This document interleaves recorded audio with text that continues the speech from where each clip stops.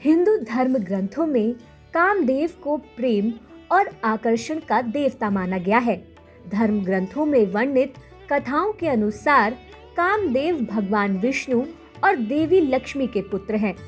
ऐसा माना जाता है कि कामदेव का विवाह देवी रति के साथ हुआ था, जो कामदेव की तरह ही प्रेम और आकर्षण की देवी मानी जाती है। परंतु कुछ कथाओं में कामदेव को स्वयं ब्रह्मा जी का पुत्र भी बताया गया है और इनका संबंध भगवान शिव से भी है। धर्म ग्रंथों में कामदेव का स्वरूप सुनहरे पंखों वाले एक सुंदर नवयुवक की तरह प्रदर्शित किया गया है, जिनके हाथ में धनुष और बाण है। इनकी सवारी तोते को बताया गया है। ये तोते के रथ पर मछली के चिन्ह वाले लाल ध्वज लगाकर विचरण करते हैं। परंतु कामदेव को कुछ शास्त्रों में हाथी पर बैठे हुए भी बताया गया है।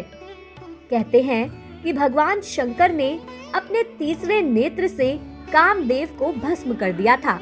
उसके बाद उनके अगले जन्म में उनकी पत्नी रति के साथ कामदेव का पुनः मिलन हुआ। तो आइए जानते हैं कामदेव और देवी रति की प्रेम कथा। पौराणिक कथाओं के अनुसार एक समय ब्रह्मदेव सृष्टि के विस्तार की कामना से ध्यान मग्न थे। उसी समय उनके अंश से एक तेजस्वी पुत्र काम उत्पन्न हुआ। वो पुत्र कहने लगा कि मेरे लिए क्या आज्ञा है। तब ब्रह्मा जी ने उससे कहा कि मैंने सृष्टि उत्पन्न करने के लिए प्रजापतियों को उत्पन्न किया था, परंतु वह सृष्टि रचना में सफल नहीं हुए। इसलिए ये कार्य अब मैं तुम्हें सौंपता हूँ और इसे पूर्ण करने की आज्ञा देता हूँ। परंतु ब्रह्मा जी की बात सुने बिना ही कामदेव वहां से विदा होकर अदृश्य हो गए। यह देख ब्रह्मदेव को क्रोध आ गया और उन्होंने कामदेव को श्राप दे दिया कि तुमने मेरी आज्ञा का पालन नहीं किया है, इसलिए तुम्हारा जल्द ही नाश हो जाएगा। यह सुनकर कामदेव भयभीत हो गए और हाथ जोड़कर ब्रह्मदेव के समक्ष क्षमा मांगने लगे। काफी देर तक कामदेव के लगातार विनती करने पर ब्रह्मदेव प्रसन्न हुए और उन्होंने कामदेव को रहने के लिए 12 स्थान दिए। उन्होंने कहा कि कामदेव तुम्हारा निवास स्थान स्त्रियों के कटाक्ष, उसके केश राशि, उसकी जंघा, वक्ष, नाभि, जंघ मूल, अधर, कोयल की कूक, चांदनी, वर्षा काल, चैत्र और वैशाख महीना होगा। इसके बाद ब्रह्मदेव ने कामदेव को पुष्प का धनुष और मारण, स्तंभन, जृंभन, शोषण तथा उन्मादन नाम के 5 बाण दिए। वह धनुष मिठास से भरे गन्ने का बना हुआ था, जिसमें मधुमक्खियों के शहद की रस्सी लगी थी। उनके धनुष का बाण अशोक के पेड़ के महकते फूलों के अलावा सफेद नीले कमल, चमेली और आम के पेड़ पर लगने वाले फूलों से बने हुए थे। ब्रह्मा जी से मिले वरदान के बाद कामदेव तीनों लोकों में भ्रमण करने लगे और भूत, पिशाच, गंधर्व, यक्ष सभी को अपने काम में वशीभूत कर लिया। इसी क्रम में वह भगवान शिव के पास कैलाश पहुँचे। भगवान शिव तब तपस्या में लीन थे। तभी कामदेव छोटे से जंतु का सूक्ष्म रूप धारकर कान के छिद्र से भगवान शिव के शरीर में प्रवेश कर गए। इससे भगवान शिव का मन चंचल हो उठा।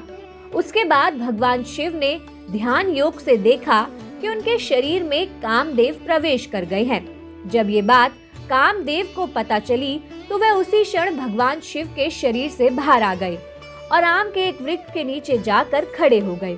फिर उन्होंने भगवान शिव पर अपना मोहन नामक बाण छोड़ा, जो शिवजी के हृदय पर जाकर लगा। इससे शिवजी क्रोधित हो उठे और उन्होंने कामदेव को अपने तीसरे नेत्र की ज्वाला से भस्म कर दिया। जब ये बात कामदेव की पत्नी रति को पता चली तो वह विलाप करती वहां आ गई। तभी आकाशवाणी हुई, जिसमें रति को विलाप ना करने और भगवान शिव की आराधना करने को कहा गया। आकाशवाणी सुनकर रति ने श्रद्धा पूर्वक भगवान शंकर की प्रार्थना की। रति की प्रार्थना से प्रसन्न होकर भगवान शिव ने कहा कि कामदेव ने मेरे मन को विचलित किया था, इसलिए मैंने इसे भस्म कर दिया। अब अगर ये अनंग रूप में महाकाल वन में जाकर शिवलिंग की आराधना करेंगे तो इनका उद्धार होगा। उसके पश्चात कामदेव भगवान शंकर के आदेश अनुसार महाकाल वन चले गए और उन्होंने पूर्ण भक्ति भाव से शिवलिंग स्थापना की और फिर घोर तपस्या करने लगे। कुछ समय बाद कामदेव की तपस्या से प्रसन्न होकर भगवान शिव ने कहा कि तुम अनंग शरीर के बिना रहकर भी सारे कार्य करने में समर्थ रहोगे और द्वापर युग में कृष्ण अवतार के समय तुम रुक्मणी के गर्भ से जन्म लोगे और तुम्हारा नाम प्रद्युम्न होगा। भगवान शिव के कहे अनुसार द्वापर युग में भगवान श्री कृष्ण और देवी रुक्मणी को प्रद्युम्न नामक पुत्र हुआ, जो कि कामदेव का ही अवतार था।